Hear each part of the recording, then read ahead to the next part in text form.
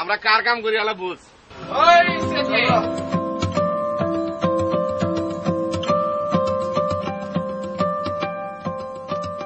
Hello hello, কে সিরাজ ভাই নাকি?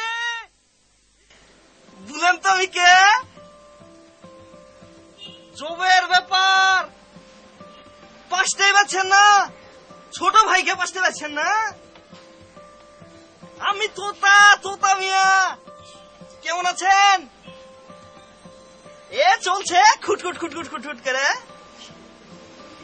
আর বুঝলেন না লোক ফোন কেন করিনি, আর বুঝলেন না সে এক জবের স্টোরি মনে করেন। ওই মনে করেন এক বিকালবেলা হাঁটতে গেছি তো আমার ছোট বোন এসে দেখি আমার ছোট বোন ওই যে শিম খেয়ে ফেলেছে। না না, শিম খাইলে মনে করেন দাঁত দিয়ে কামড়ে ভেঙে ফেলেছে। তো যাতা কষ্টে আপনার লম্বর জোগাড় করেছি। তারপর ভাই কেমন আছেন? হ্যাঁ সিরাজ ভাই, আমি তো এখন ঢাকায় এসেছি। ঢাকায় এসেছি, ওই যে মোহাম্মদপুরে জাপানের বস্তিতে আছে না, ওখানে তোমার সুমি খেলা থাকে। হ্যাঁ ওখানে উঠেছি। আপনি এখন কোথায়? মতিঝিল। আরে আমিও তো যাচ্ছি মতিঝিল। ভালোই আছে বুঝেছেন, জবের কথা আছে। মানুষের এত কথা বলে তো জোরে জোরে কথা আছে বুঝেছেন। আচ্ছা বলেন তো আপনি কোথায় থাকবেন? কই থাকবেন? হ্যাঁ হ্যাঁ, শাপলা বাগানটার কাছে থাকেন। আমি আসছি। হ্যাঁ হ্যাঁ আসছি। আমি কোথায়? আমি কোথায়? এভাবে আমি কোথায়?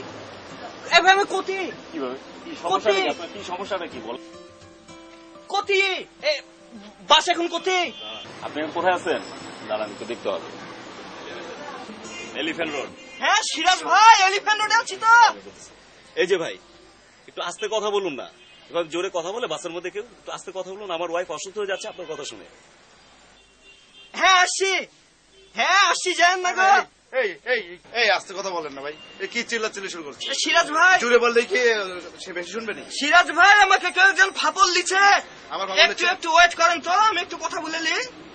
ভাই আপনি আমার তখন থেকে আমার পিছনে লেগেছেন